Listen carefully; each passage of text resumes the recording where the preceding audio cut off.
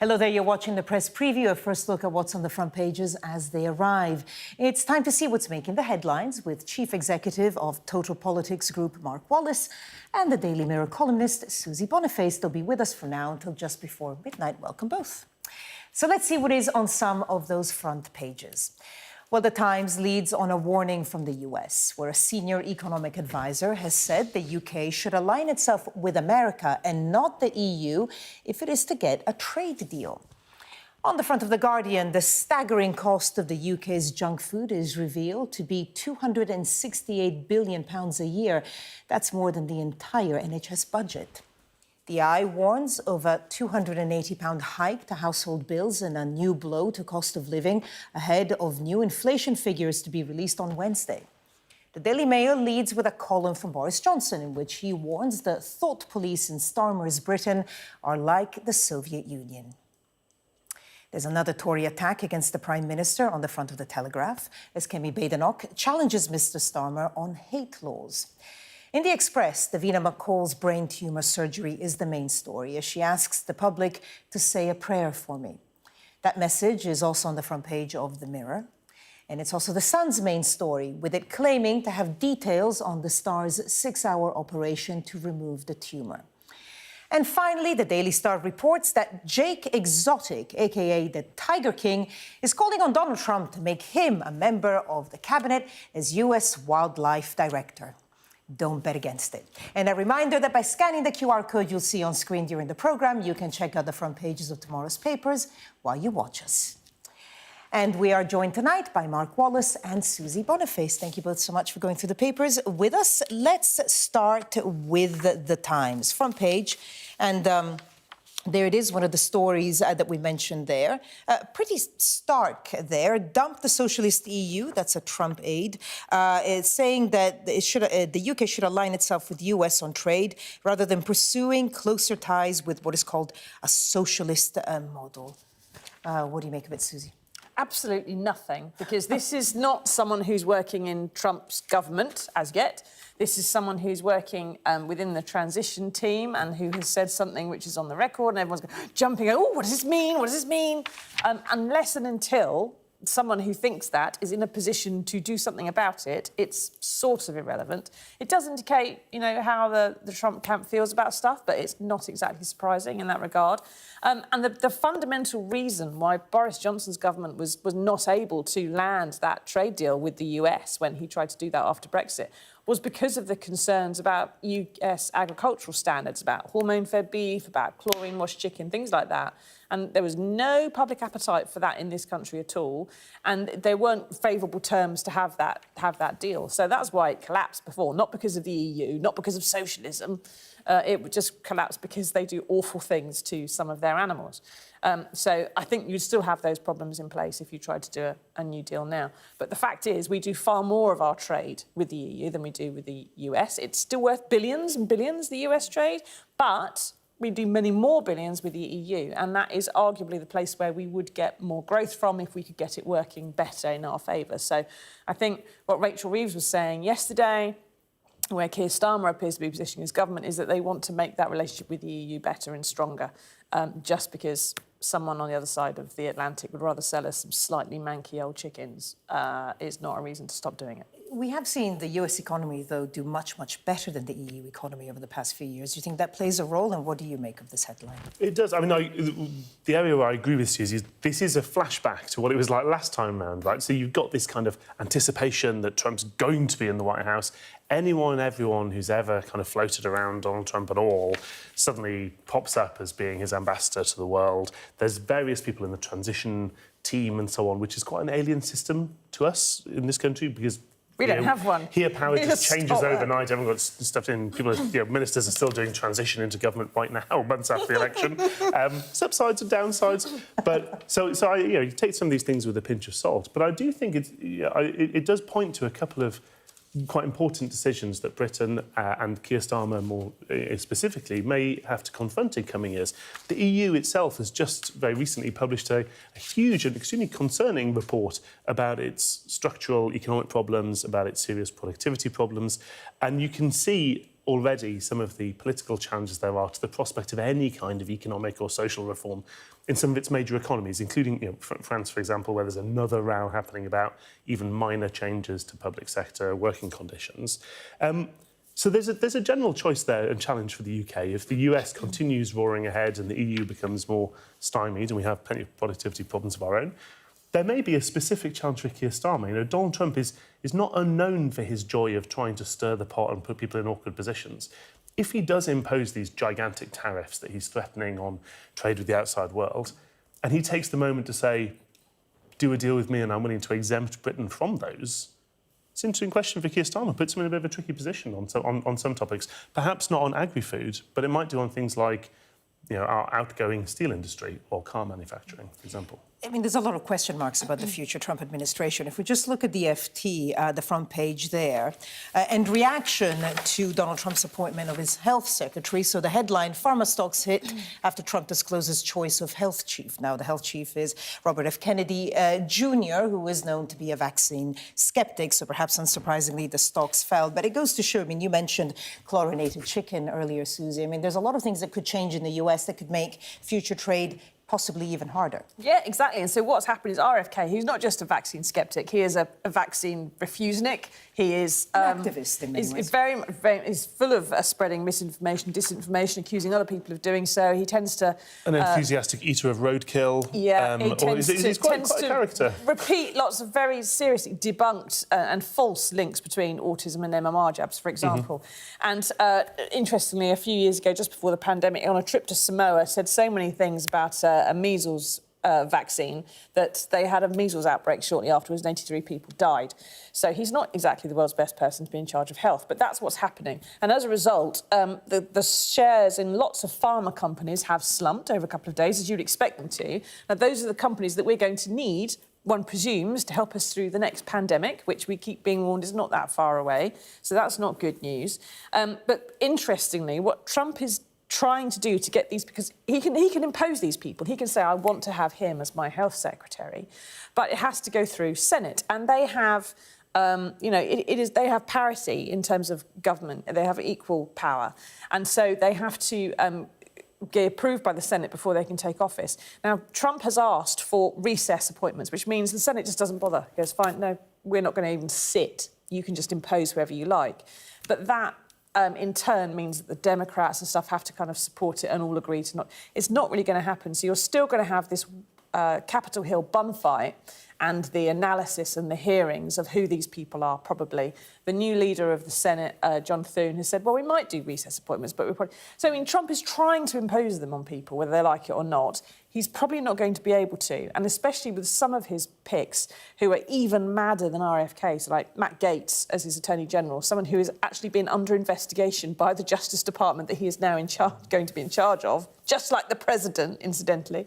That kind of thing is going to cause some of the Republicans really to throw up their hands and say, we just can't go this far. And it's going to block some of these appointments. It's going to cause a lot of conflict, I'd have thought, in the first days of the Trump administration. What does it mean for us, then, in our relationship with the US administration? I think it means a number of things. Firstly, one of the questions I was asking any Labour politician I could find in the kind of year or so in the run-up to the general election was, how does Keir Starmer, as a new broom, as the new Labour Prime Minister, lowercase n, new Labour Prime Minister of the United Kingdom, how does he deal with the Trump White House? And there was quite a lot of, gosh, we might have to wait and see. Who knows if that'll happen?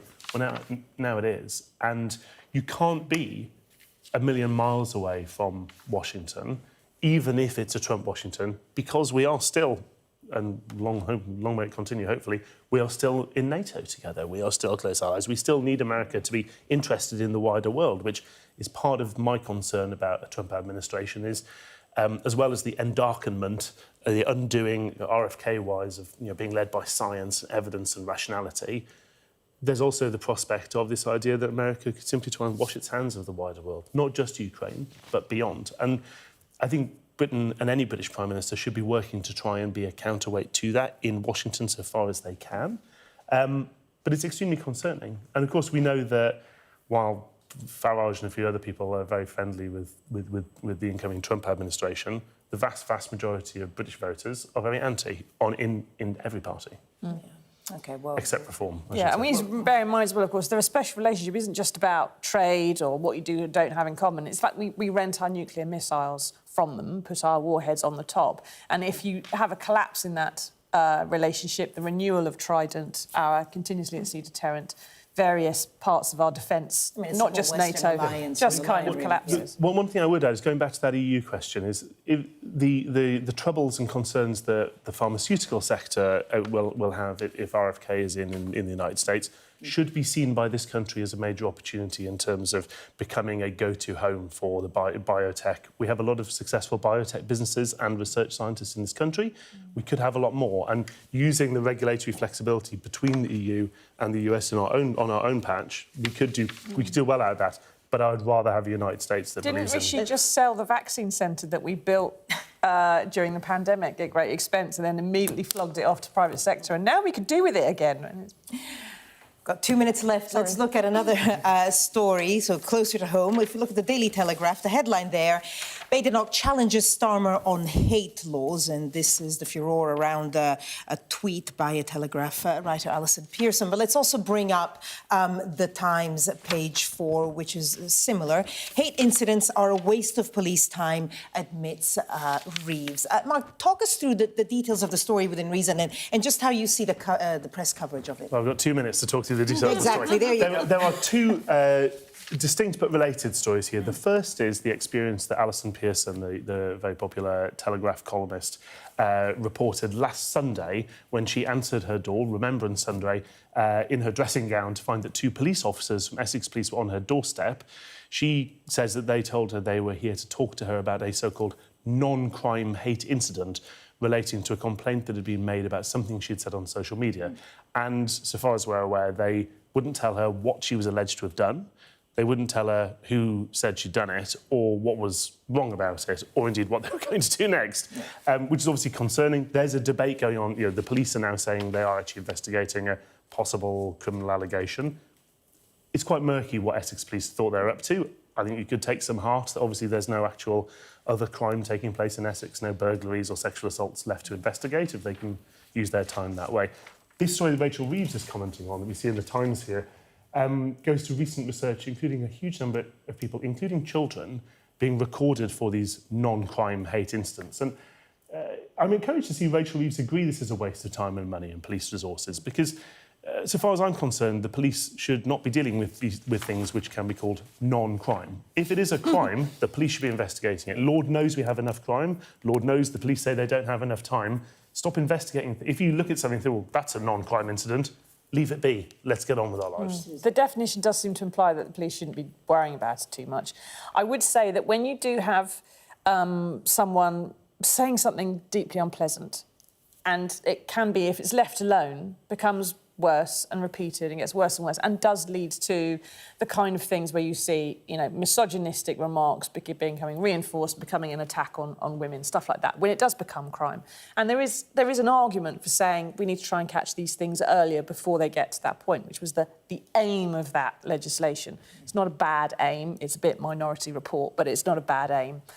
This is clearly not it, and it needs to not be targeted, I would have thought, on 9-year-olds who say appalling things to each other. I've got to say, they're just awful. We're going to have to leave it there for now. Coming up, we'll be discussing how the first ever research on it has revealed the UK's growing addiction to unhealthy food, which costs the country £268 billion a year.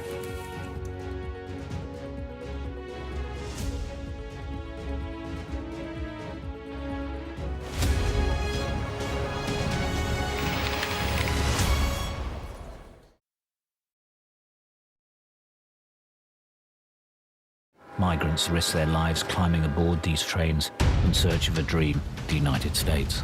It's really dangerous. They often get robbed on this train. They suffer a lot by police, cartels. What happens to them next, we just don't know. Do you miss your mum? With Trump coming to the presidency, how much longer will people be accommodated? The journey you've been through, it's been very difficult at times. Has it been worth it? This is a journey which goes by one name, the Beast. First Minister. How are you? Good morning. Good morning. Nice to see you. How are you feeling? Looking forward to getting into the parliamentary chamber. Are you any further forward to making a decision? No, it's an important day today. All of the claims were in line with my parliamentary duties, so I'm making that clear to you, Conor. He was a Scot through and through. He was a very good politician. Alex Salmond was controversial, he was a disruptor, but above all, he was respected. Will you resign if you lose this week? Again, I'm not planning to, of course, lose the vote of no confidence. I'm planning to win that vote of no confidence. His face said it all. My intention to stand down as party leader. This is now a storm with deadly consequences. How are they feeling? They're a bit scared at the minute. We've been told to evacuate. How are you feeling? Devastated. Hundreds of homes were wiped out by flooding. I'm Conor Gillis, Sky's Scotland correspondent. It was probably the darkest time in my life. Scott is 5 years sober after a cocaine addiction left him close to death. Scotland has a shameful record, worse than England, the worst in Europe. Why not just say you failed? Because then you might get more respect from families who've lost loved ones. This is where one of the UK's most prolific rapists thought he'd got away with murder. Sky News can reveal that former sex workers had told police he was sexually violent. My Emma. Free wherever you get your news. It's over, isn't it? The Americans say he is Rossi, a fraudster. This has been one of the most bizarre cases ever heard in a courtroom in this country. A dangerous murderer. Do you think you'll ever be able to forgive Andrew Ennis after this? She said she can forgive him, but as long as he's behind bars. By doing the right thing, it's destroyed your life. They terrorised me. They intimidated me. Sky News. The full story first.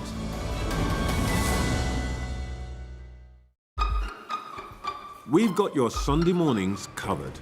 From the front page and the sounds of the streets to the voices of the people who make the major calls and big picture politics beyond Westminster. We'll put you at the heart of our story. A new start to Sunday. I'm ready. Are you? Join me, Trevor Phillips, Sunday mornings on Sky News. Play Sky News. From the Sky News Centre at 7. Now that you're up to date, we can go into a bit more detail. Things can change incredibly quickly. Taken by surprise. Have you ever known a moment like this in British politics before? Yes. Cheers. We'll start with breaking news. Let's get the latest on the ground. So, by the end, we'll hopefully all understand what's going on in the world just that little better.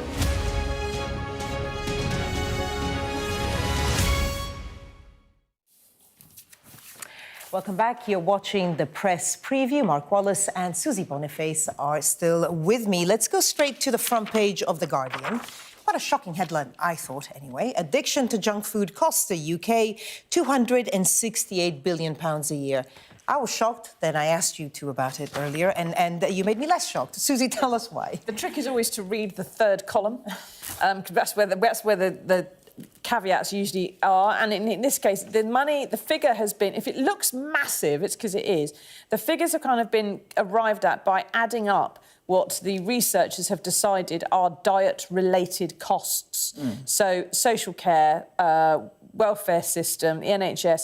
So it's just basically counting diseases believed to be linked to diet, such as diabetes, heart problems, kidney disease. You can get all those things. And lack of productivity through as well. something other than diet. You can get it because you were born that way, because you have a genetic issue, because you've become ill later on, and it is not necessarily all related to diet whatsoever.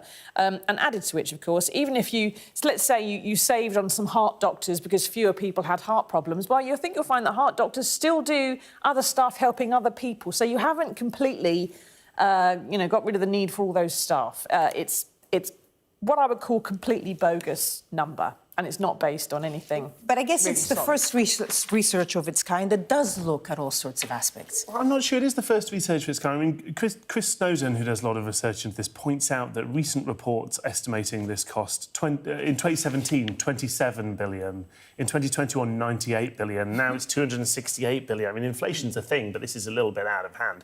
What I actually take issue is the overuse of the word addiction. What they're describing here is not addiction. What they're describing is people eating too much and not moving enough. And there's a different thing. This is not medicalising this takes away the element to which this is a matter of personal choice. If people are making the wrong choices, it's not like it's a mystery to people that if I'm carrying a bit too much timber, it's because I eat too much and I don't move enough. That's my responsibility and my choice. The addiction angle is that, especially with some of the highly processed stuff, which they're pointing at here, which is that it's laced with salt and sugars to make you want to have more of it and to have cheap, quick highs. People like to eat it, but that's not the same as an addiction. It is a kind of cheap, over-exaggerated headline, which drives public policy in a particular direction. If it's an addiction, of course you're going to have to ban people rather than talk to them about their choices. No, but you could also perhaps change the way that some of the ultra-processed food is made. I mean, you could, but there's also other food that's made in other preferable ways.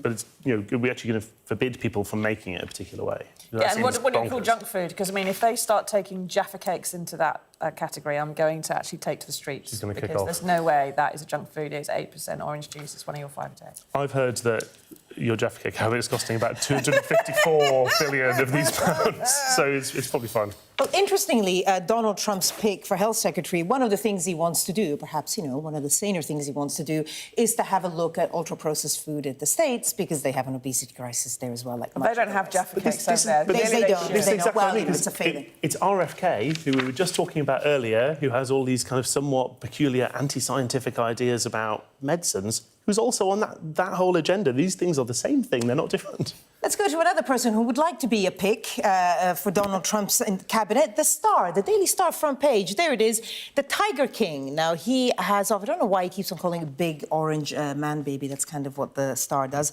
But he wants to be in the cabinet. Susie. Yes, and it's interesting because he's actually still in jail for trying to murder Carol Baskin in The Tiger King. If anyone watched Netflix, if you haven't, you go have to go and watch it now. Carol Baskin. He's writing to Trump from jail saying, please could I be in your cabinet as Director of Wildlife and Fisheries, because that's what obviously his specialty is. And interestingly, Trump was supposed to pardon him last time he was in office, but actually left him lingering in jail up to 10 seconds. Yes, there was a great campaign. I was keeping my fingers crossed that Trump was going to pardon him at the end. I mean, 3 things he wants. He wants to be out of prison, he wants to be in the cabinet, and he wants Carol Baskin to get some comeuppance. Thank you both, Mark, Susie. Thank you. Coming up next on Sky News at 11. A gang is convicted of murdering 2 boys in Bristol in a case of mistaken identity.